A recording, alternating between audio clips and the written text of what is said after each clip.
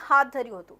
હોળી ધૂળેટીના તહેવારમાં કાંકરી ચાળું નહીં થાય તે માટે પેટ્રોલિંગ કરવામાં આવ્યું હતું।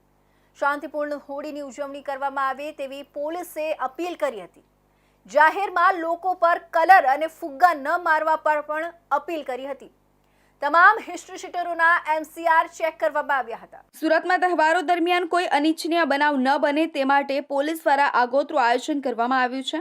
હોળી ધૂળેટીમાં કાયદા વ્યવસ્થાની પરિસ્થિતિ ખરાબ ન થાય તે માટે સુરત પોલીસ એક્શનમાં આવી ગઈ છે। સંવેદનશીલ વિસ્તારમાં પોલીસનું કોમ્બિંગ યોજવામાં આવ્યું હતું।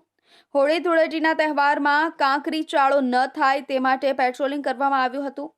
લોકો શાંતિપૂર્ણ રીતે હોળીની ઉજવણી કરે તે માટે પોલીસ દ્વારા અપીલ કરવામાં આવી હતી। જાહેરમાં લોકો પર કલર અને ફુગ્ગા ન મારવા પણ અપીલ કરવામાં આવી છે।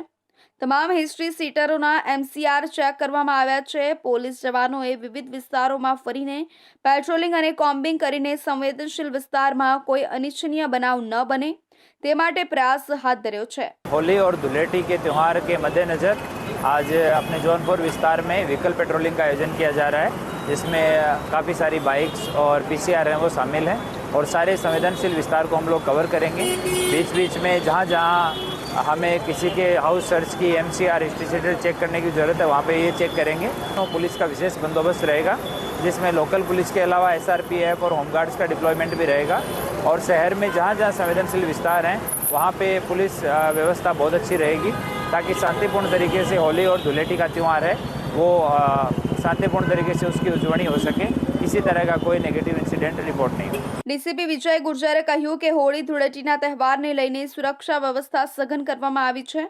કોઈ અનિચ્છનીય બનાવ ન બને તે માટે પોલીસ દ્વારા વ્હીકલ પેટ્રોલિંગ કરવામાં આવ્યું હતું, જેમાં પીસીઆર વાનની સાથે સાથે બાઇક પર પોલીસના જવાનો નીકળ્યા હતા। સાથે જ હોળી ધૂળેટીના દિવસે કોઈ અનિચ્છનીય બનાવ ન બને તે માટે સંવેદનશીલ વિસ્તારોમાં ચાંપતો સુરક્ષા બંદોબસ્ત ગોઠવવામાં આવ્યો છે।